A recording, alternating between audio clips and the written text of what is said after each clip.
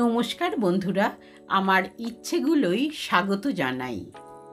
আজকের গল্প পাঠ কঙ্কাল সারথি, লেখক হেমেন্দ্র কুমার রায়। উফ, ম্যালেরিয়ার মতো ছ্যাঁচড়া অসুখ পৃথিবীতে আর কিছু আছে কি? এই দেখো না, শখ করে সেদিন ঢাকুরিয়ার লেক দেখতে গিয়েছিলুম সন্ধ্যার একটু আগে। হঠাৎ কাঁপুনি দিয়ে আমার জ্বর এলো। সে কি যে সে জ্বর, যে সে কাঁপুনি! না পারি দাঁড়াতে, না পারি বসতে, একেবারে ঘাসের উপর পড়লুম শুয়ে। কি শীত রে বাপ! পা থেকে মাথা পর্যন্ত চাদর মুড়ি দিয়ে কাঁপতে কাঁপতে কেমন যেন আচ্ছন্নের মতো হয়ে রইলুম। সেইভাবে কতক্ষণ ছিলুম ভগবান জানেন। তবে একবার চাদরের ভিতর থেকে জুলজুল করে চোখ মেলে উঁকি মেরে দেখলুম চারিদিকে গাঢ় অন্ধকারের মেলা বসেছে, কোথাও জনমানবের সাড়া নেই। বুকটা ছ্যাঁত করে উঠল। কোথায় বাগবাজারে আমার বাড়ি, আর কোথায় পড়ে আছি আমি একলা। গুন্ডাই গলায় ছুরি বসাতে পারে, সাপে কামড়াতে পারে, বিনা চিকিৎসায় প্রাণ পাখি ফুরুত করে পালিয়ে যেতে পারে। বাড়ির লোক এতক্ষণে হয়তো ভেবে সাড়া হচ্ছে, আর তো এখানে থাকা চলে না, যেমন করেই হোক আমাকে আজ বাড়ি যেতেই হবে। অনেক কষ্টে উঠে দাঁড়ালাম। গায়ের ভিতর দিয়ে তখনও যেন আগুনের ঝলক ছুটছে, চোখের সামনে দিয়ে যেন রাশি রাশি সর্ষে ফুল নাচতে নাচতে একবার আঁধার সাগরে ডুবে যাচ্ছে, আর একবার ভেসে উঠছে। প্রতিবার পা ফেলি আর মনে হয় এই বুঝি আমি দড়াম করে পপাত ধরণী তলে হলুম। তবু থামলুম না, মাতালের মতো টলতে টলতে এগিয়ে চললুম। রাত ঝাঁঝা করছে। সেই রাত্রে আমি প্রথম বুঝতে পারলুম পৃথিবী কত বেশি স্তব্ধ হতে পারে। শহরের হট্টগোলে রোগ হয় বটে, কিন্তু এ স্তব্ধতাও সহ্য করা অসম্ভব। একটা ব্যাঙ কি একটা ঝিঁঝি পোকা, কি একটা পাহারাওয়ালার নাক পর্যন্ত ডাকছে না। গাছের পাতায় বাতাসের একটু নিঃশ্বাস পর্যন্ত শোনা যাচ্ছে না। সারি সারি কোম্পানির আলোর থামগুলো নীরবে দাঁড়িয়ে জ্বলন্ত চক্ষে যেন থমথমে অন্ধকারকে নিরীক্ষণ করছে। তিমির তুলির প্রলেপ মাখানো গাছপালার ফাঁকে ফাঁকে বাড়ির পর বাড়ি দেখা যাচ্ছে বটে, কিন্তু তারাও যেন প্রেতপুরীর মতন নিস্তব্ধ। তাদের ভিতর থেকে একটা ঘুম ভাঙা খোঁকার কান্নার আওয়াজ পর্যন্ত জেগে উঠছে না। কে যেন আজ নিদুটির মন্ত্র পড়ে সমস্ত জগৎকে বোবা করে দিয়ে গেছে। জ্বরের ঘোরে চলেছি তো চলেছি, এই নিঃশব্দ পল্লী ছেড়ে শহরের শব্দের রাজ্যে গিয়ে পড়বার জন্যে প্রাণ যেন আইনহাই করতে লাগলো। তবু এ পথ শেষ হতে চায় না। এ পথ যেন আজও শেষ হবে না, কালও শেষ হবে না। আমাকে যেন কোনো অভিশপ্ত আত্মার মতন চলতে হবে অনন্তকাল ধরে। এক বেচারা ইহুদির গল্প পড়েছিলুম।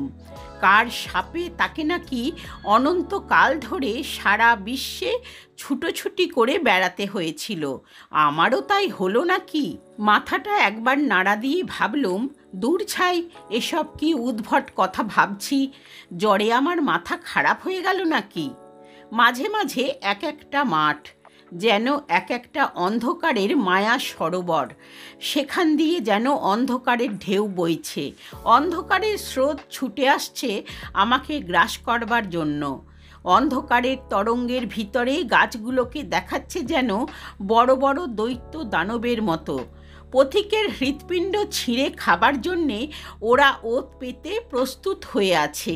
কান্না ভরা কনকনে বাতাস এসে চুপি চুপি যেন আমার কানে কানে বলে যাচ্ছে, ওহে নিঝুম রাতের অজানা মানুষ, এ মৃত্যুপুরীর ভিতর দিয়ে কোথায় চলেছ তুমি?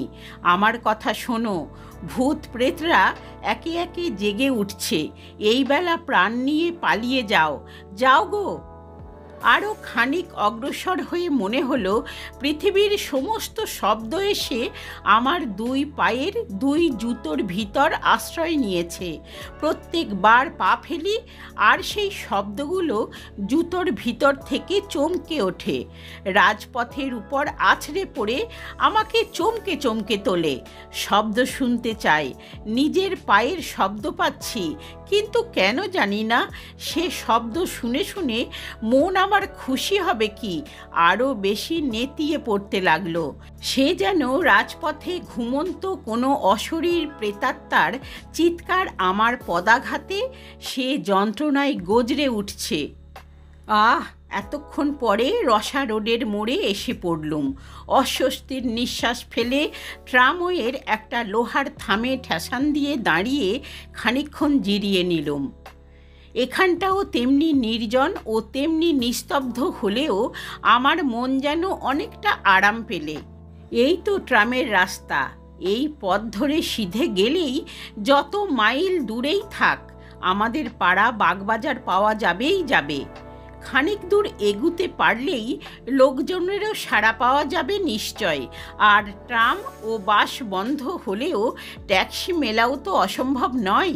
তখন জ্বরে আমার চোখ ছলছল করছে, কান করছে ভোঁ ভোঁ, আর মাথা ঘুরছে বোঁ বোঁ করে। বারবার ইচ্ছে হতে লাগলো পথের উপরে লম্বা হয়ে শুয়ে পড়বার জন্যে। কেবল বাপ মায়ের বিষণ্ণ মুখের কথা ভেবেই মনের সে ইচ্ছা দমন করলুম অনেক কষ্টে। নিজে নিজেই বললুম, মন তুমি শান্ত হও, এই পথের শেষেই আছে তোমার বাড়ি, তোমার আত্মীয় স্বজন, তোমার নরম তুলতুলে বিছানা। কোনো রকমে চক্ষু মুদে এই পথটুকু পার হতে পারলেই ব্যাস, সকল কষ্ট সকল ভাবনার অবসান। হঠাৎ দূর থেকে একটা শব্দ জেগে উঠে চারিদিকের নিস্তব্ধতার মুখে যেন ভাষা দিলে। ঘর ঘর ঘর ঘর করে একটা বাজ ডাকার মতন শব্দ আমার দিকেই এগিয়ে আসছে। তারপর শুনলুম ভেঁপুর আওয়াজ, ভোঁপ ভোঁপ। ট্যাক্সি না বাস? আহ্লাদে চাঙ্গা আর সোজা হয়ে দাঁড়িয়ে পথের দিকে তাকিয়ে রইলুম। তারপরই দেখা গেল নিচে দুটো আর উপরে একটা আলো। তিনটে আলো দেখেই বুঝলুম ট্যাক্সি নয়, বাস আসছে। তাহলে জ্বরের ধমকে আমি ভুল বুঝেছিলুম। বাস যখন চলছে তখন রাত খুব বেশি হয়নি, কিন্তু আশ্চর্য, এরই মধ্যে এ অঞ্চলটা এমন ভয়ানক নিস্তব্ধ হয়ে পড়ে। বাবা, আমার কলকাতার গোলমাল বেঁচে থাক, এ অঞ্চলে আবার ভদ্রলোক বাস করে। কিন্তু বাসের আলো অত বেশি জ্বলছে কেন? সামনের সারা পথে সে যেন আগুনের ঢেউ বইয়ে ছুটে আসছে। আর এই নিরালা পথে অত জোরে ভেঁপু বাজাবাড়ি বা দরকার কি? এ অঞ্চলে সন্ধ্যের পরেই ঘুম কাতুরে লোকগুলোর কানে যে তালা ধরে যাবে। ঊর্ধ্বশ্বাসে ছুটতে ছুটতে ধুলোয় ধুলোয় পথ অন্ধকার করে একখানা রাঙা টকটকে মস্ত বড় বাস আমার কাছে এসে হঠাৎ দাঁড়িয়ে পড়ল এবং সঙ্গে সঙ্গে একজন তীব্র তীক্ষ্ণ স্বরে চেঁচিয়ে উঠল, ধর্মতলা, ওয়েলেসলি, শ্যামবাজার।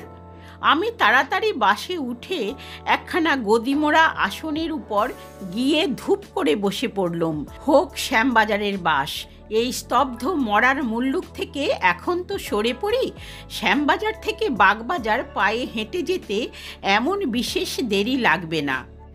কিন্তু কেন জানি না বাসের ভিতর ঢুকেই আমার বোধ হলো আমি যেন এক জগৎ ছেড়ে আর এক অচেনা জগতের ভিতরে প্রবেশ করলুম। বাস ছুটছে আর ভেঁপু বাজছে। এত বেগে বাস ছুটছে, তার জানালাগুলো সব খোলা রয়েছে, অথচ বাহির থেকে বাতাসের একটুখানি ঝলক পর্যন্ত আমার গায়ে লাগছে না। ভারী অবাক হয়ে গেলুম। আমার জ্বর কি এত বেশি উঠেছে যে দেহের অনুভব করবার ক্ষমতাটুকুও আর নেই? পথ তেমনি নির্জন আর নিঃসার, কিন্তু বাতাসও কি আজ ঘুমিয়ে পড়েছে? আমার খালি মনে হতে লাগলো দম বন্ধ হয়ে সারা পৃথিবী আজ মারা পড়েছে। তার কোথাও আর জীবনের লক্ষণ নাই। বেঁচে আছি খালি আমি ও এই বাসের ড্রাইভার আর কন্ডাক্টর। আমরা তিনজন ছাড়া বাসের ভিতরেও কোনো আরোহী ছিল না, থাকবেই বা কেন? এত রাত্রে কার ঘাড়ে ভূত চাপবে যে বাসে চড়ে বেড়াতে বেরোবে? বাসে ভেঁপু বাজছে আর বাজছে, কান যে ঝালাপালা হয়ে গেল। কন্ডাক্টরের দিকে ফিরে বিরক্ত স্বরে বললুম, ড্রাইভারকে বারণ করে দাও, পথে লোকও নেই, গাড়িও নেই, তবু এত হর্ন বাজাচ্ছে কেন? লোকটা শেখ, মস্ত বড় লম্বা দেহ, মস্ত বড় দাড়ি। সে কালা আর বোবার মতো আমার পানে তাকিয়ে রইল। আবার বললুম, শুনছো, হর্ন দিতে বারণ করো। সে তবু জবাব দিলে না, ড্রাইভারকে হর্ন থামাতেও বললে না। লোকটা সত্যি সত্যি কালা ও বোবা নাকি? কিন্তু না, তাই বা কী করে হবে? এই খানিক আগেই তো সে ধর্মতলা, ওয়েলেসলি, শ্যামবাজার বলে চেঁচিয়ে পাড়া মাত করছিল। সে বোধহয় আমার কথার জবাব দিতে চায় না। এরা কি ভেবেছে এদের ভেঁপুর আওয়াজে সারা শহরের ঘুম ভেঙে যাবে, আর তাহলেই সবাই বিছানা ছেড়ে লাফিয়ে পড়ে এসে বাসের প্যাসেঞ্জার হয়ে বসবে? কিন্তু শহর জাগবার কোনো লক্ষণ প্রকাশ করলে না। পথের আশেপাশে নেড়ি কুকুরগুলো আরাম করে কুণ্ডলি পাকিয়ে শুয়ে ঘুমোচ্ছিল, কিন্তু এই বাসের সাড়া পেয়েই তারা তাড়াতাড়ি উঠে লেজ পেটের তলায় ঢুকিয়ে ছুটে পালাতে লাগলো, মহা ভয়ে কেউ কেউ করে কাঁদতে কাঁদতে। আজকে বাইরের জীবের সাড়া পাওয়া যাচ্ছে কেবল ওই কুকুরগুলোর কাছ থেকে, কিন্তু তারাও দেখা দিয়েই অদৃশ্য হচ্ছে। কুকুরগুলো কেন আমাদের বাস দেখে পালাচ্ছে? মনের ভিতরে কেবল এই প্রশ্নই জাগতে লাগলো, কেন কেন? কন্ডাক্টরের দিকে ফিরে বললুম, তোমার ভাড়ার পয়সা নাও।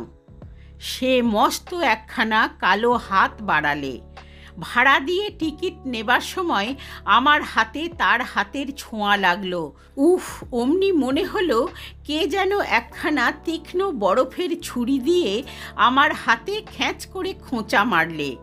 জ্যান্ত মানুষের হাত এমন ঠান্ডা কনকনে হয়? আশ্চর্য হয়ে তার মুখের দিকে তাকালুম। তার লম্বা চুল আর দাড়ি গোঁফের জঙ্গলে ভরা মুখখানা বাসি মরার মুখের মতো স্থির। তার চোখেও পলক পড়ছে না, তার চোখ যেন পাথরে গড়া।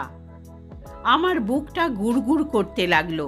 আজকের শহরের এই নির্জনতা, পৃথিবীর এই নিস্তব্ধতা, বাতাসের এই অভাব, ভাড়াটে বাসের এই ভেঁপুর আওয়াজ, কন্ডাক্টরের এই উদাসীন মূর্তি, সমস্তই যেন রহস্যময়, সমস্তই যেন অস্বাভাবিক।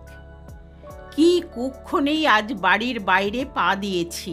যতবার ফিরে তাকাই ততবারই কন্ডাক্টরের সেই মরার মতো স্থির মুখ আর পলকহারা পাথুরে দৃষ্টি চোখে পড়ে।